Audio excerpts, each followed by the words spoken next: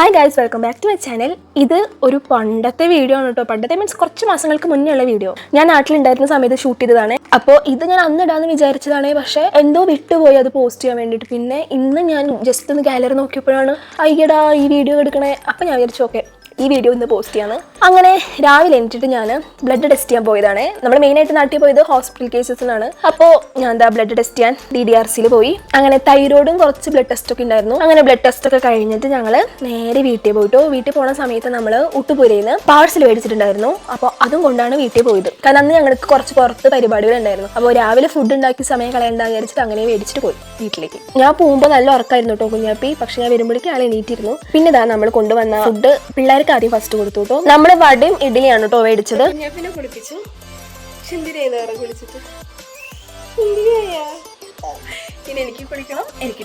നമ്മളെല്ലാവരും സെറ്റ് ആയിട്ട് ഇതാ പോകാൻ നിൽക്കുകയാണ്. ഫസ്റ്റ് നമ്മൾ പോണത് സലാലയിൽ ഉണ്ടായിരുന്ന ഒരു അങ്കിളുടെ മോളിലെ ഹോളി കമ്മ്യൂണിയൻ ആയിരുന്നു. അവിടേക്കാണ് അപ്പോൾ നമ്മൾ ആദ്യം പോണത്. ഞങ്ങൾ നാട്ടിലെത്തിയിട്ട് ആദ്യമായിട്ടാണ് കേട്ടോ ഫാമിലി ആയിട്ട് ഒരു സ്ഥലത്തേക്ക് പ്രോഗ്രാമിന് പോണത്.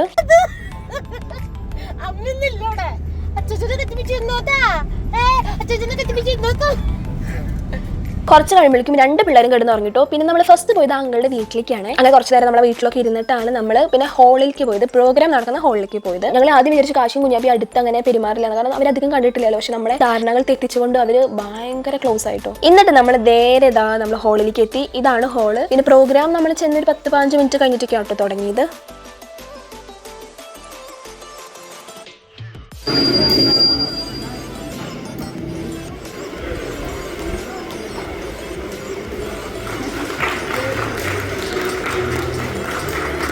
കേക്ക് കട്ടിങ് പരിപാടികളൊക്കെ കഴിഞ്ഞിട്ട് നമ്മൾ നേരെ മോളുടെ കൂടെ പോയിട്ട് നിന്ന് ഫോട്ടോ എടുത്തേ. പിന്നെ നമ്മൾ ഫുഡ് കഴിക്കാൻ പോയി. ഫുഡ് പ്രത്യേകിച്ച് എടുത്ത് പറയണം, നല്ല ടേസ്റ്റ് ഉണ്ടായിരുന്നു. ഞാൻ നോൺ വെജ് ആണ് കൂടുതൽ എടുത്തത്, വെജ് അധികം എടുത്തിട്ടില്ല. കൂടുതലും ഞാൻ ബീഫാണ് എടുത്തത്, കാരണം ഇവിടെ നമ്മൾ നോർത്ത് ഇന്ത്യയിലായ കാരണം നമുക്ക് അത് ഒട്ടും കിട്ടില്ല. അപ്പോൾ അയ്യോ ബീഫൊക്കെ നല്ല ടേസ്റ്റ് ഉണ്ടായിരുന്നു. ഇപ്പോഴും വായിൽ വെള്ളം വരെ പറയുമ്പോൾ. അയ്യോ അപ്പോൾ നമ്മളങ്ങനെ ഫുഡൊക്കെ കഴിച്ച് കഴിഞ്ഞ് ഒരു ഐസ്ക്രീമും കഴിച്ചിട്ട് നമ്മൾ നേരെ ജുവലറിയിലേക്ക് വിട്ടു. ഇവിടെ നിന്നാണ് കേട്ടോ എൻ്റെ കല്യാണത്തിന് സ്വർണ്ണമൊക്കെ എടുത്തത്. പിന്നെ നമ്മളിവിടെ വരാൻ കാരണം കാശുകുട്ടിൻ്റെ വള ടൈറ്റ് ആയിട്ടുണ്ടായിരുന്നു. അപ്പോൾ അത് മാറ്റിയെടുക്കാൻ വേണ്ടിയിട്ടാണ് വന്നത്. പക്ഷെ അവിടെ വന്നപ്പോഴാണ് അവർ തീരുമാനിച്ചത് മോൻ്റെ കാതും കൂടി കുത്താനേ.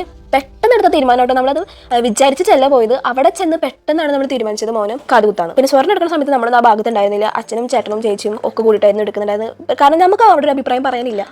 സ്വർണ്ണത്തിന് കുറച്ച് ABCD അറിയില്ല. അച്ഛന് നല്ല വിവരം കേട്ടോ ഇതിനെ കുറിച്ചിട്ടൊക്കെ. അപ്പോൾ നമ്മൾ ആ ഭാഗത്തേക്ക് പോയില്ല. ഞങ്ങൾ അവിടെ സോഫയിൽ സുഖമായിട്ടിരുന്നു. എനിക്കും സ്വർണ്ണം അങ്ങനെ തിരഞ്ഞെടുക്കാനോ അല്ലെങ്കിൽ സ്വർണ്ണത്തിനോട് അത്ര ക്രേസ് ഇല്ലാത്തൊരു വ്യക്തിയാണ് ഞാൻ. ഇത് പറയുമ്പോൾ പണ്ടൊരു തമാശ ഉണ്ടായിട്ടോ. ഞാൻ വലിയ കുട്ടിയായപ്പോൾ അച്ഛനെന്തോ അന്ന് ഞങ്ങൾ സലാലയിലായിരുന്നു. സ്വർണ്ണം എടുക്കാൻ പോയപ്പോൾ ഞാൻ മലബാർ ഗോൾഡിൽ വെച്ച് കരഞ്ഞിട്ടുള്ള ഒരു സിറ്റുവേഷൻ ഉണ്ടായിട്ടുണ്ട്. എനിക്ക് സ്വർണ്ണം വേണ്ട എന്ന് പറഞ്ഞിട്ട് ഞാൻ കരഞ്ഞിട്ടുള്ള സിറ്റുവേഷൻ വരെ ഉണ്ടായിട്ടുണ്ട്.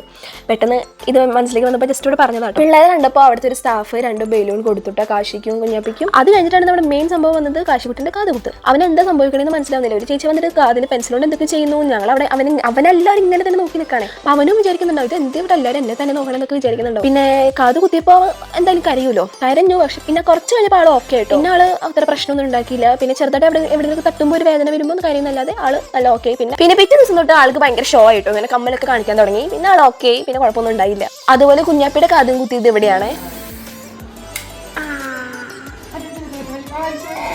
അത് കഴിഞ്ഞിട്ട് നമ്മൾ നേരെ അമ്മയുടെ കൂടെ പഠിച്ചൊരു ഫ്രണ്ടിന്റെ മോളുടെ കല്യാണമായിരുന്നു. അപ്പോൾ അവിടേക്ക് പോയി. പക്ഷെ നമ്മൾ അവിടെ പോകുമ്പോഴേക്കും കല്യാണമൊക്കെ കഴിഞ്ഞ് അവർ ഇറങ്ങാറായിട്ടോ. എങ്കിലും നമ്മൾ ജസ്റ്റ് ഒന്ന് പോയി കൂടെ നിന്ന് ഫോട്ടോസൊക്കെ എടുത്ത് അങ്ങനെ തിരിച്ച് നമ്മൾ വീട്ടിൽ പോയി. അപ്പോൾ ഈ വിശേഷങ്ങളൊക്കെ ഒന്ന് ജസ്റ്റ് ഷെയർ ചെയ്യണമെന്നുണ്ടായിരുന്നു. അപ്പോൾ ഗൈസ് നിങ്ങൾ കമന്റ്സ് ഇടുന്നില്ലെങ്കിൽ എനിക്ക് കുറേ പേഴ്സണൽ മെസ്സേജസ് വരുന്നുണ്ട് കേട്ടോ.